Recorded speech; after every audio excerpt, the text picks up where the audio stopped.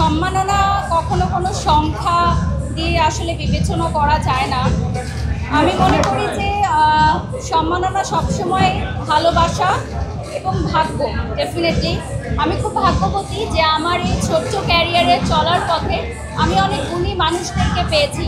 যেমন আজকে আমাদের বাংলাদেশের টপ সুপারস্টাররা ছিল হচ্ছে ফ্যাশন শো স্টপার, আমিও তাদের মধ্যে অন্যতম। আমি ব্র্যান্ড প্রমোটার সেক্টর থেকে অ্যাজ আ শো স্টপার কাজ করেছি। সো ভালো লেগেছে যে প্রত্যেকটা সেক্টরকে এখন সাধুবাদ জানানো হচ্ছে। তো আমার কাছে এটা দারুণ লেগেছে এবং for the first time in Bangladesh এই ধরনের কোনো অ্যাওয়ার্ড ফাংশন আসলে স্টার্ট হলো যে যিনি মোস্ট স্টাইলিশ পারসন, এবং আমি আমার স্টাইল নিয়ে খুব সচেতন থাকি অলওয়েজ, এটা নিশ্চয়ই আপনারা অবগত আছেন। তো এই অ্যাওয়ার্ডটা আমার মনে হয় যে আমি খুবই ডিজার্ভ করি, এবং এটা যদি না পেতাম তাহলে আমার সারা জীবন একটা আফসোস থাকতো যে আমি আমার স্টাইলিং নিজে করি এবং এত সময় দিই।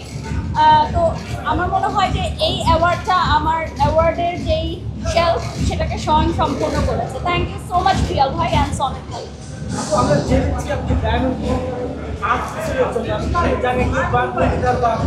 আমি এখনো ডায়মন্ড পরে আছি। দীর্ঘদিন ধরে এত জানি না, আমি এখনো ডায়মন্ড কর্নারের একটা এক্সক্লুসিভ ডায়মন্ড সেট পরে আছি এবং ওদের সাথে 5 ইয়ার্সের জন্য আমি ইন্টারন্যাশনালি গ্লোবাল ফেস হিসেবে যুক্ত হয়েছি এবং আমি এক্সক্লুসিভলি ডায়মন্ড কর্নারের প্রচার প্রসার করব।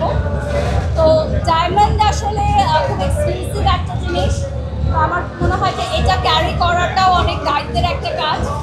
তো হোপ ফর দি বেস্ট, আমাদের এই যাত্রা শুভ সফল হবে।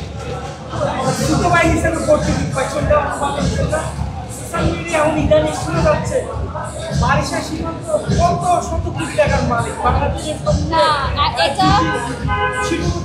এটা একদমই ভুল একটা কথা। আসলে আমরা ক্যামেরার সামনে দেখা যায় যে একটা লাইফ লিড করি যেটা আসলে খুব চাকচিক্যময়, কিন্তু বাড়িতে আমি বা আমার হাজব্যান্ড যখন থাকি আমরা কিন্তু খুবই সাধারণ। আর দেখা যায় যে আমরা অনেক কষ্ট করি আমাদের নেক্সট জেনারেশন, যেমন আমার মেয়ের জীবনটা যাতে সুন্দর হয় এই জন্য, আমাদের ফ্যামিলির জন্য, তো দেশের মানুষের জন্য, যেহেতু আমরা অনেক চ্যালেঞ্জিং কাজ করি। তো এটা মানুষ দূর থেকে তো দেখা যায়, আসলে তা নয়। আমরা এখনো খুব ছোটো মানুষ, চেষ্টা করছি, স্ট্রাগল করছি, দোয়া করছি। Thank you.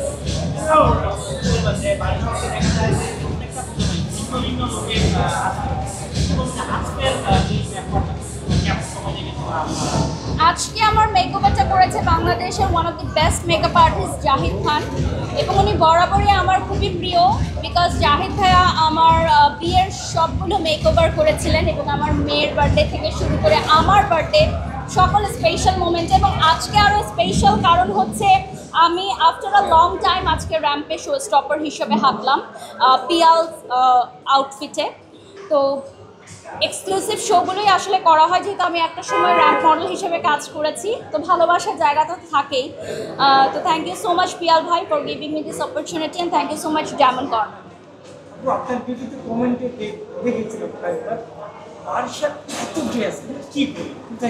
আমার ড্রেস নাই ভাই, সবই স্পন্সরের ড্রেস, এগুলো সব আবার বাড়ি গিয়ে ফেরত দিয়ে দিতে হয়। আমার নিজস্ব কোনো কালেকশন নাই, সত্যি।